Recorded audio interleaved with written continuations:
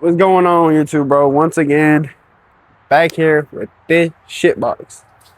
On today's video, by the title of it, you know that we're going to be doing a clutch. There's quite a few videos out there, but I feel like they are not very clear and very precise. So felt to make my own.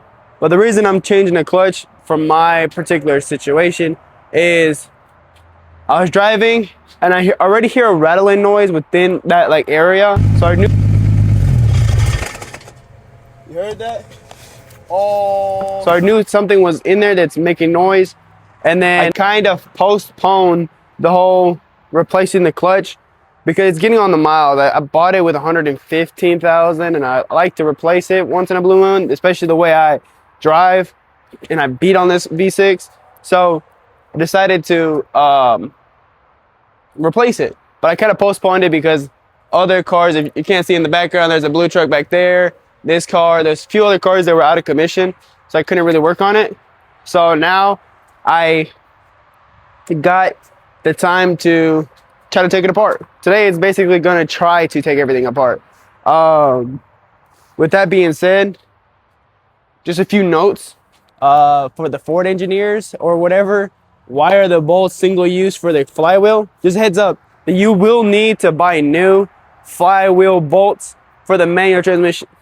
And also, be wary if you have this OEM clutch in here, you won't have to worry about it. But if you have aftermarket, make sure that you buy something that's compatible with the flywheel that you have. But for me, everything is going to come in in a few days. So it gives me a little bit of time to take the thing apart and have everything out. So we're gonna take our time on this, especially with the clutch. But first things first, we gotta lift this thing up. But before that, I'm going to disconnect the battery because we are removing the starter on this car because it's connected to the transmission. And yeah, so let's disconnect the battery. But let me get my tools first. Hold up. I'm over here talking like I got everything done. I would say this job is doable within a weekend. And what I mean by weekend is Friday, Saturday, and Sunday. If you have everything already in hand and everything goes right. But with my luck, I can tell that something may go wrong. So good thing we're doing this with ample time, you know? Let that disconnect. Also make sure that the engine is cold because you are going to remove your O2 sensors on this and they're connected to your exhaust. If you touch that and it's hot, you're cooked. But yeah, there's that. The battery disconnected. Now let's lift this thing up, man.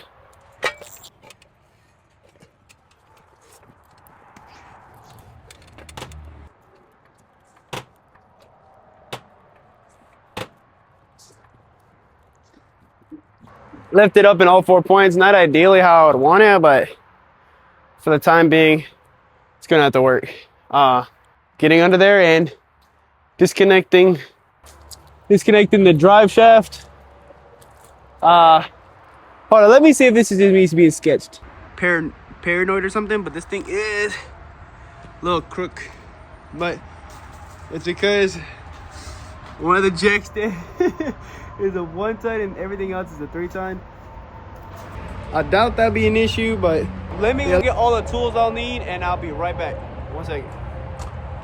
So I got these containers for all the bolts that I may have, and then you gotta have one of these starting packs for the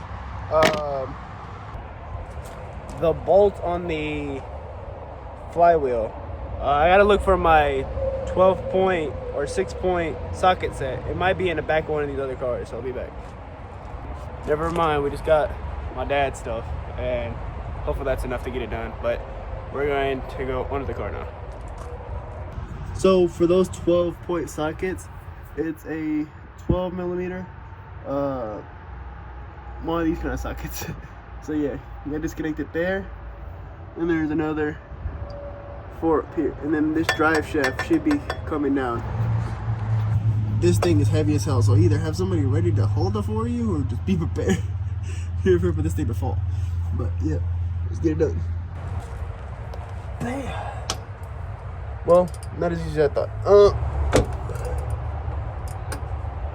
Got it. And this is the bolt, one of them at least. But I'll be back when I get all of them done. And just like that, the drive shaft is out. So there's 4 bolts here, each one, right? And then you will possibly need a helper, because for you to be able to spin this, you have to let down the e-brake and everything. And then yeah, so it's 4 on this, and you have to adjust it every single time for every 2 or 3 bolts. Same thing up here, the one that connects to the transmission. But just like that, it's done. The drive shaft is out. We're gonna put it out and put it in spot. So BRB. I'd recommend leaving a window down or something, because these seamless windows, right, the window comes up and then it stays up when you open the door, so it's gonna get the window broken or something. So yeah, I just will say that, and then disconnect the battery. And then these are the bolts for the drive shaft. There's 8 of them. And then I would label the front if I were you, because I have a tendency to forget a lot of things. And let me put it under there again. It's gonna be hard to remember. So yeah. Also, what's ignorant, this is a 12-point socket, right? If you have a swivel head, it'd be easier, but I didn't have it, so I had to use my little what is this called, 3/4 inch ratchet that's not extendable. This one's extendable, and I couldn't use it because it didn't fit. But yeah, I got that off. Now the next thing to do is remove the shifter linkage so that you can drop that out. So yeah, let's get under there and get that out of there. And from what I can remember, if you disconnect it here, there, well, basically every point of connection to the transmission, it comes out. If you remove you have to remove every connection point of this shifter linkage to the transmission to be able to drop the transmission. But yeah, let's get to that. These right here are 10 mils, I'm pretty sure, 10 mil, and then that should be a 13, and then there's one right here, I think that's another 10 or an 8. But yeah, be right back.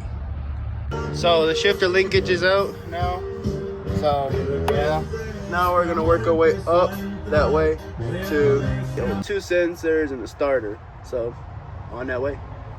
So there is 4 O2 sensors. You got 2 on this side, 2 on this side, and you have a whole bunch of connectors over here. You'll have to disconnect, and then you'll have the hydraulic line, but I'm gonna wait until last to do that. Then we got the starter.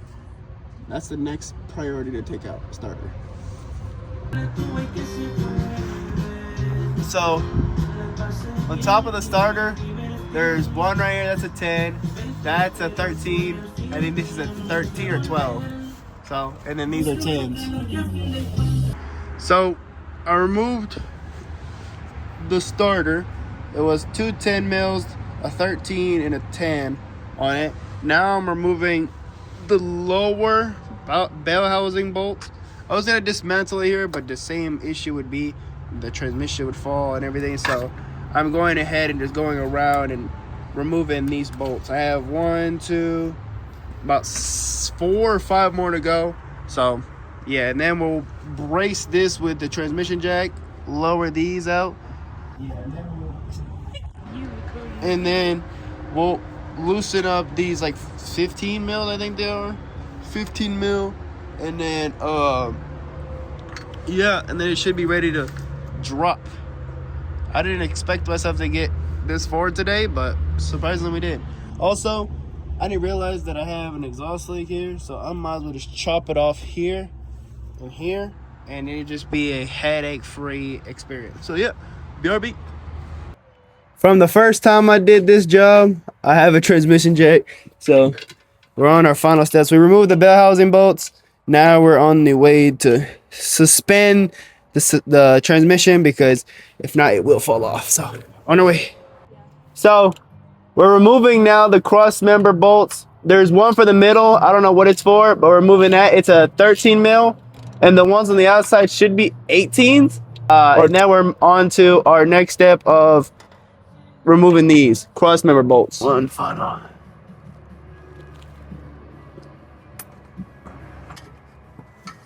There we go. Cross member up. Flattering angles here, but dude, this is loose, right? And then this side, can they see the other side? Yeah. Stiff as a rock. What the fuck?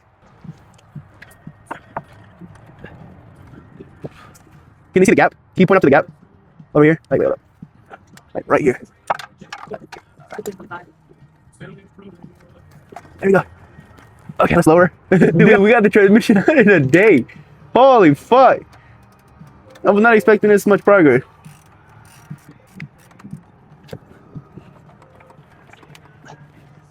Uh-oh. Was that pop?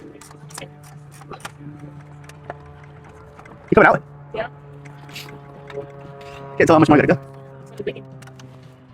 Oh, whoops. That'd be coolant. Yellow. The yellowish color. Coolant? Oh no, it's coolant over here though. Okay. Why is it not coming out? That is coolant. Can you hear that? Can you see inside? Can you see if it's anything attached?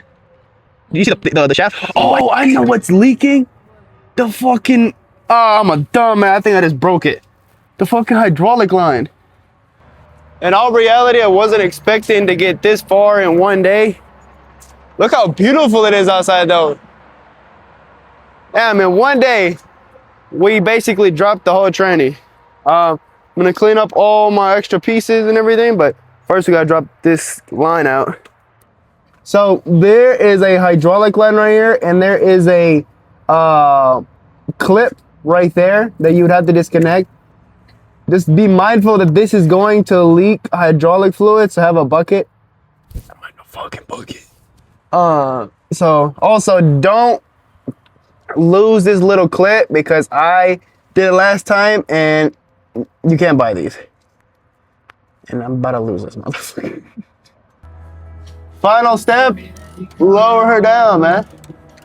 All this fluid is falling into a bucket. You guys just don't see the bucket yet. All right, guys? Fuck. No. Okay, the transmission has dropped. There we go. And just like that, transmission's out. And it's out. Wait. This fucking failed.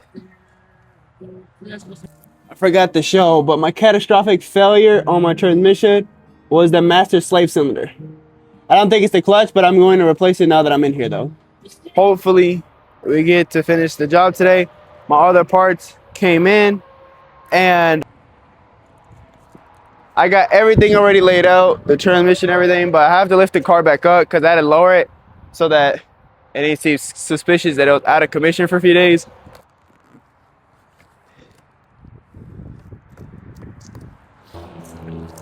The master slave cylinder looks fine so far. The clutch disc, the big boy flywheel. This thing has some weight to it.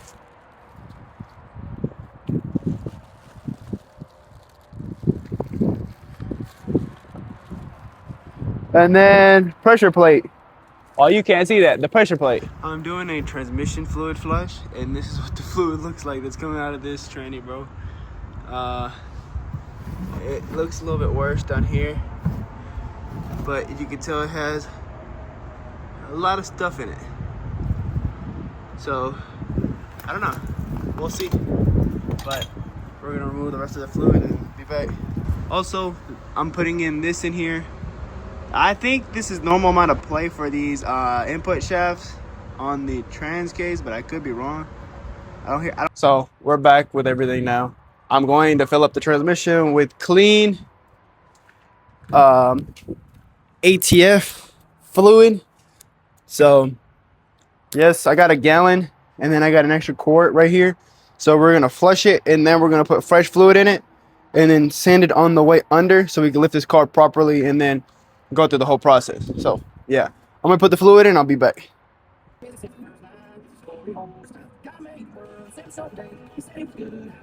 So it's time to remove the pressure plate, flywheel, clutch plate, and all the extra stuff. So I'm pretty sure these bolts are 10 mils. So we will see in a second. But these bolts, these are 10 mils, right, for the pressure plate.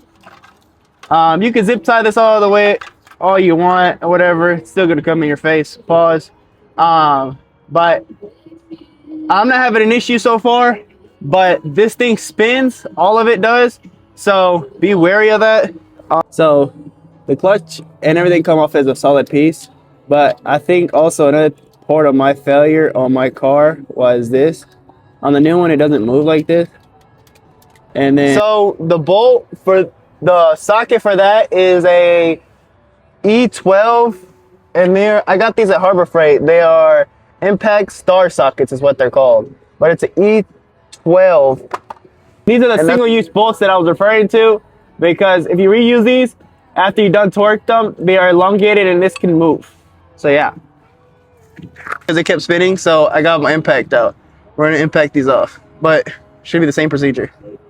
So I got all of them out but one. Just be ready that this thing is heavy as all hell.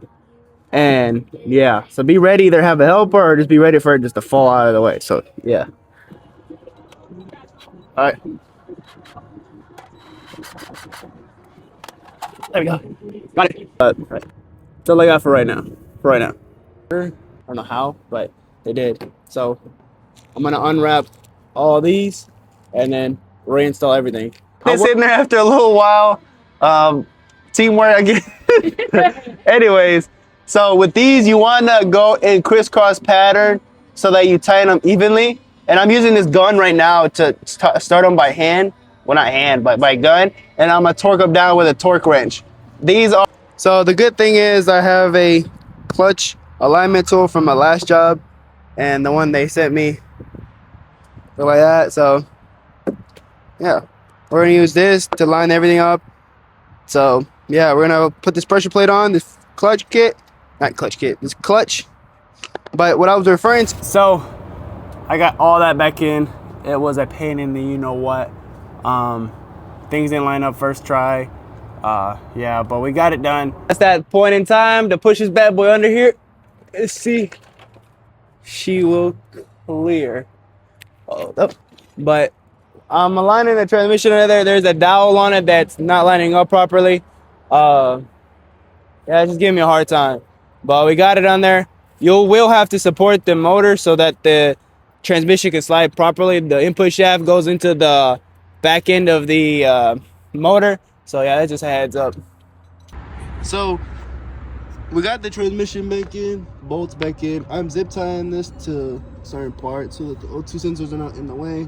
I put the starter back in right there. I haven't connected it. We're hooking up the shifter linkage. So I put the drive shaft in, but the car's stuck in gear and I haven't bled the clutch out. So without that, I can't disengage the clutch. So let's go get that bled. So for the contraption, is right there is a line right there. You could block it off. I don't really know what you want to do with that. I didn't.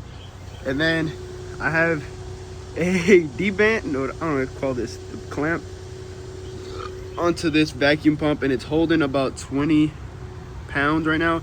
It was a little higher, so I'm gonna pump it up some more. Also, I wouldn't recommend doing it this way. You could damage your pump, but hypothetically speaking, if I hear fluid, this means this clutch pedal should be getting harder. No, it's not. Oh, there he goes. There he goes. He's getting there. But yeah, that's how you're supposed to do it.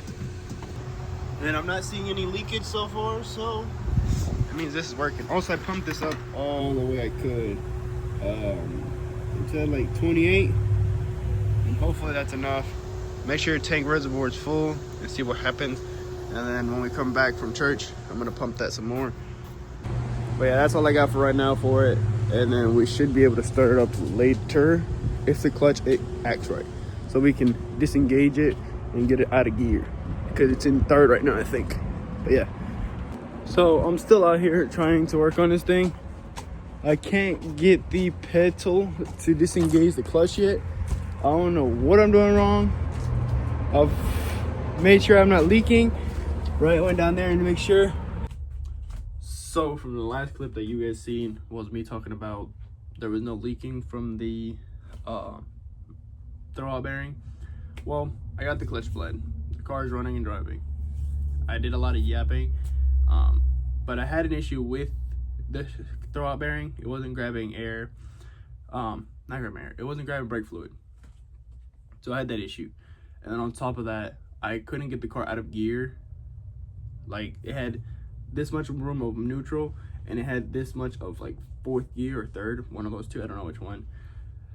But yeah, so I had that issue, and to resolve it, I took the, I call it the input shaft sleeve, but it's not what the proper thing is called. Took that off, wiggled it, and then it came out of the gear. I'm going to have to drop another video of how to change the input shaft bearing and needle rollers, I think is what they call them, because when I took it off, I heard ding, right, and the input shaft has too much play in it. You shouldn't be driving the car, so I'm not a mechanic, so don't take that for what I'm saying. Don't drive the car if that's the issue you're having. But for me, I am not going to be driving that hard, and I'm not going that far. Maybe like 5 minutes down the road from where I got to go everywhere. So yeah, that's where I did. I got everything bled. It's running and driving right now, but it is making a weird sound. And I thought from the original standpoint it was the throwout bearing, but I realized after all it wasn't. But I went ahead and just replaced the clutch and throwout bearing while it was in there. It's the input shaft bearing that's going out. And I had to do it myself because nobody really works on manual transmissions local to me. I don't want to drive 2 hours to go drop it off. But yeah, so the next video you guys see is me doing that. So I'm rambling on that last segment, and yeah, but the car's running. I put the bumper back on, got it back up and functioning. I welded up back the exhaust piece that I had, and she runs. So yeah, hopefully this video was a little helpful for anybody who's doing this job and DIYing it. I know I cut out a lot, but if you have any questions, feel free to drop them in the comments and I will respond as fast as possible. But yeah, thank you for watching. Cue the montage.